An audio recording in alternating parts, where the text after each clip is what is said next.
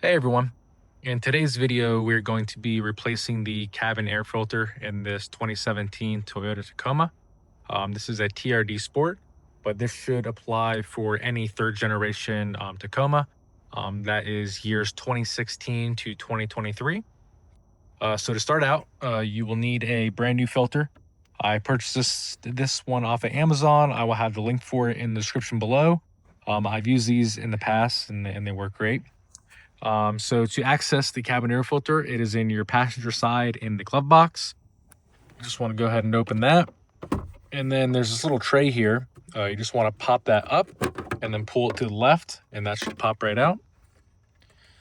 And once you're in there, you will see this here. It says slide up and remove. So just push that up,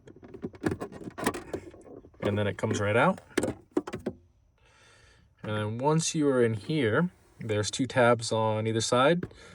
Pop that one off, pop that one off, and then there's the old filter. One thing to take note of is the airflow is going down. So whenever we install the new filter, we want to make sure that the orientation is correct. So we'll take this one out. As you can see, this one is definitely due to be changed. I've not changed this one out in quite a while, so that's why we're doing it. So we'll take the new filter. Airflow is going down. That's correct. Take the new one, slide it right in. Once it's seated fully, we'll just repeat the steps. Go ahead, push that side in, push that side in. Take this, just go in at the top, and then I'll just push down. All right, that looks good. Last piece to go in is this tray.